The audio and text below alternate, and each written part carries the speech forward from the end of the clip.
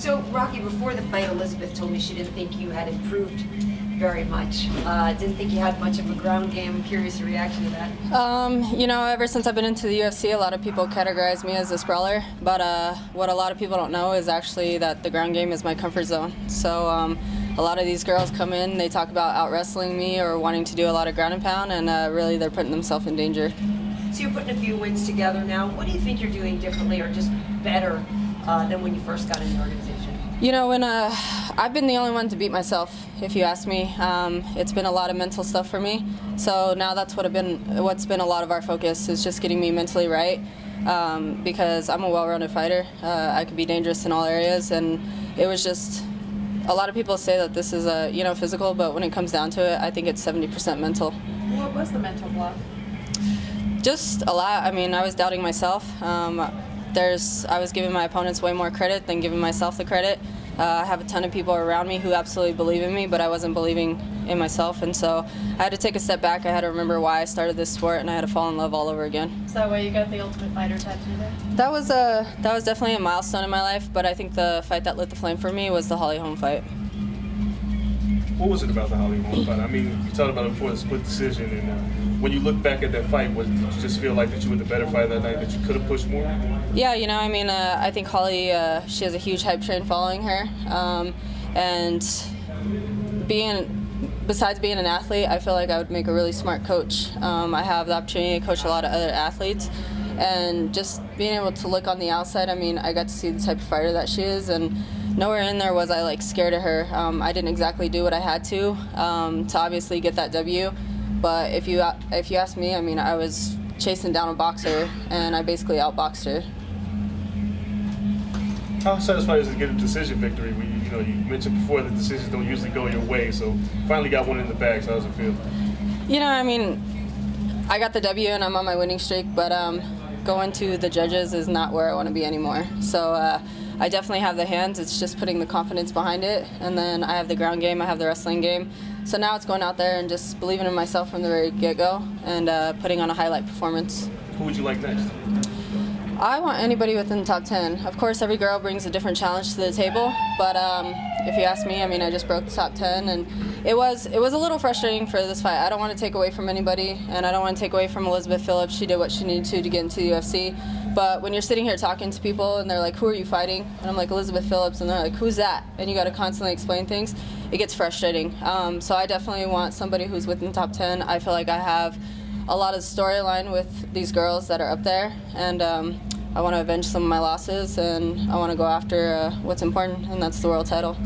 So Holly Holm, is that what you want next? You know, if they give me Holly Holm, fine, I'll avenge my loss. If they give me any other girl, I'll take it as each one comes. If you had to choose between Katzengano or Holly Holm, which loss would you want to avenge more? Katzengano. Why is that? You know, I mean, when I went into that fight, I actually, it was probably a fight. That was one of the fights that kind of hurt my pride a little bit, with the fact that none of these girls have done any damage to me. That was probably a fight I shouldn't have taken once I landed in Kansas City for that fight. I ended up getting food poisoning or some type of flu, but I was definitely sick the entire time. I passed out 3 different times during my weight cut, and me being the stubborn athlete that I am, I was the one that I couldn't pull from the fight. My coaches and everybody was like, this isn't a smart move from you. And back then, to me, it wasn't about recovery. It was about how mentally strong you can be. And I went out there, and I remember looking into the crowd, and I can see my mom just screaming at me. I'm the type of person that when I'm in the gym, you know, I mean, I fight out chokes. I'm like a little fish. I can breathe out of the smallest little gaps. And I remember specifically looking at my mom, and she was just screaming at me. And a part of me started to fight for that choke, and then I just gave up. So that's something that it kind of doesn't settle well with me. You said before the fight that in your mind this had a 10-minute cap on it, that you're not going to go to the judges. With that in mind, obviously it did. Were you disappointed with your performance tonight, or can you take positives? You know, I mean, there's a positive from every performance. I went out there, I got the W. I obviously out-wrestled somebody who thought she was going to out-wrestle me. I was the one fighting for the submissions and stuff. So, I mean, there's a ton of positives in there. It wasn't exactly the performance that I wanted. I don't feel like I should go to the judges anymore. So it's just something to take back into the gym and work harder for. Yeah, and in terms of the longest winning streaks in this division, Juliana Peña's at 4, it's you with 3, and Amanda Nunes at 3. So do you feel like you belong in fights with those top-ranked fighters then? Oh, I definitely belong there. Juliana, she's sitting here, she's climbing the ranks and doing everything. But I was on the show with her, and there's a lot of heat there. It's somebody that I definitely want. When it comes down to the politics and stuff, it's something that I have to wait for. I got to correct my record a little bit. So if that's the path that I'm supposed to be on, then I'll just continue to prove myself. What was the heat that you guys had on the show? I think everybody kind of had it in mind to where we would go in there. She would win the semifinals, I'd win the semifinals, and we would match up in the finale. The Ultimate Fighter is a lot harder than a lot of people realize. I came out with some serious injuries when it came to fighting Jessamine Duke, and to turn around and try to fight 10 days later and go into the semifinal fight with the injuries that I did have. Another girl didn't finish me, but I obviously lost in that. So not being able to get that fight with her in the finale, it's definitely something. We're both signed to the UFC, and it's somewhere I want to be.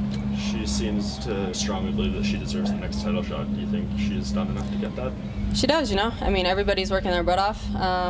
And for a little while, I think that UFC had it to where it was this triangle or square effect, however you want to look at it, with Holly Holm, Ronda Rousey, Miesha Tate. And now other girls are finally getting the opportunity. We don't go into the gym every day with blood, sweat, and tears for no reason. That's the ultimate goal. So, if she's the one that's up next, then have at it. We spoke to you earlier about your journaling leading up to your fights. Just wondering if you got a chance to write anything today. What do you think you might write tonight? I did. I wrote a little bit today when I was getting my hair braided. Just a lot of positive thoughts, kind of thoughts that were running in my head. If some negative ones popped up in there, I would kind of transition that into a positive one. I spent a lot of quality time with the people that I love while I was getting my hair braided. So in my mind, that was a little bit of journaling for me. It was just a different type of journaling. Tonight, I'm just going to go out and enjoy my time with everyone. I have a ton of support here. They came from Colorado. They came from all over the world. And I sold tons of tickets. And it's just, I want to go enjoy my night. I got another W. And then when I get back home, I'll start my journaling. And then I'll get back into the gym and do it right. I didn't notice, is Tisha here? Did she make it? Tisha is here. Nice. Yeah.